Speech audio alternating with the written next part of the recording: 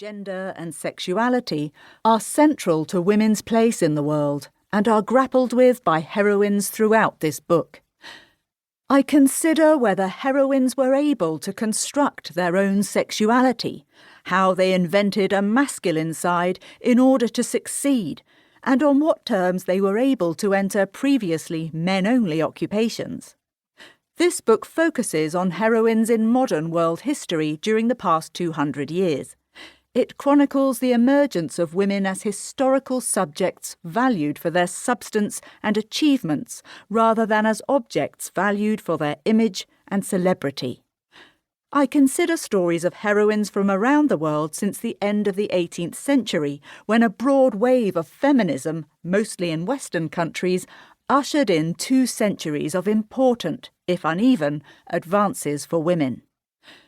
Liberal demands for women to become equal with men occurred alongside calls for democracy, the end of slavery, class consciousness, and a new humanism.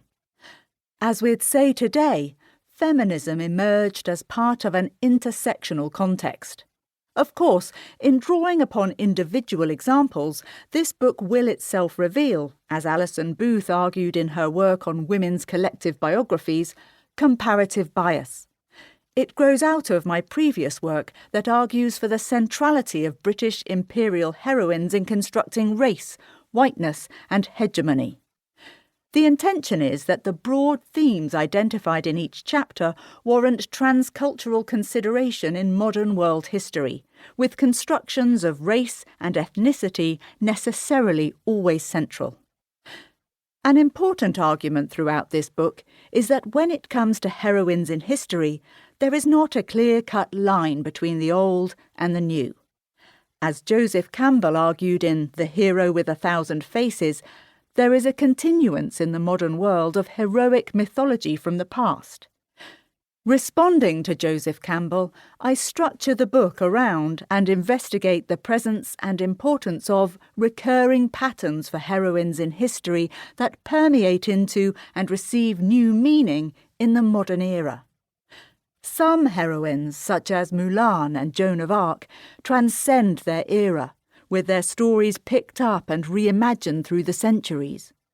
I also critically build upon Carl Jung's work on archetypes as images, patterns and symbols that arise out of the collective unconscious. At the end of the 20th century, the social sciences and humanities largely abandoned essentialist, binary understandings of gender and sexuality in favour of social construction and performativity. For example, influenced by post-structuralist theorists such as Michel Foucault, the work of Judith Butler gained prominence. Jung had argued that the mind of the individual is not only divided into the conscious and unconscious, but the unconscious is further split into the collective and the personal. The collective unconscious, which is shared by everyone, consists of innate memories and historical experience, beginning in the womb. Such theories cast Jung as a biological determinist, understandably out of fashion with feminist scholars seeking choice and complexity in understanding women's lives. Maverick academic Camille Paglia stood out as continuing Jung's ideas. When it comes to understanding heroines in history, Jung offers insights into how the inherited memory, or collective unconscious, expresses itself in a series of symbols of instinctive patterns called archetypes, which become conscious through dreams, images and words, as well as expectations associated with particular people. Jung, himself an empiricist, was building upon Plato's idea of archetypes. A close reading of Jung reveals while he did argue for innate sex roles, he also made allowance for context and the possibility of social construction. As he wrote of archetypes, in principle, it can be named and has an invariable nucleus of meaning, but always only in principle, never as regards its concrete manifestation. In the same way, the specific appearance of the mother image at any given time cannot be deduced from the mother archetype alone, but depends on innumerable other factors.